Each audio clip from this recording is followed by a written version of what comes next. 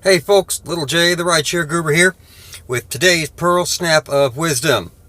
You saw me hold up a tablet in my video when I was at the airport the weekend after Thanksgiving. I made a reference to that being my sign.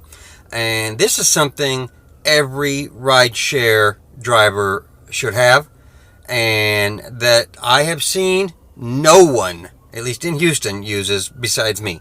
I've seen a few people kind of improvise with their phone, and still that's better than nothing.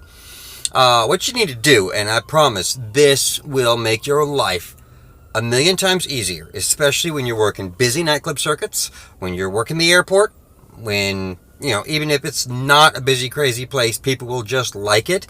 It'll get you higher ratings, it'll get you more tips, and it will dramatically reduce the amount of stress in your life. Get a tablet.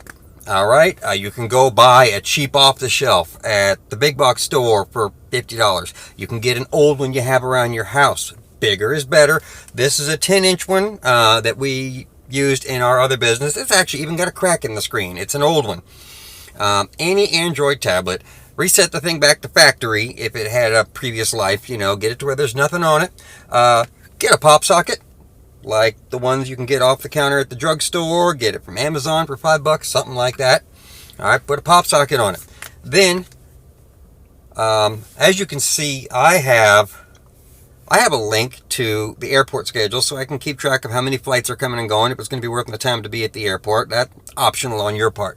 But what you really want to do with this thing is get this app here, which you may or may not be able to see on that camera. It's called LED Scroller. It's free. There are similar apps that are also free. Pick the one you like. This is the one I get along well with. It's called LED Scroller.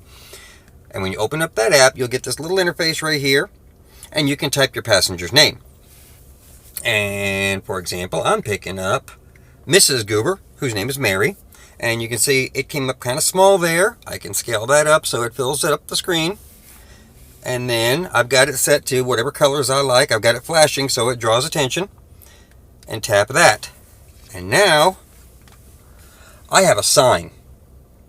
When I am in a crowd, when I am on, say, Main Street in downtown Houston on a weekend night, and there are throngs of drunk people spilling off of the curb into the street, the sidewalks are crowded, the street's only one lane in each direction with no way to get around, you're holding up traffic when you're doing your pickups and drop-offs, this sign will save you a lot of time.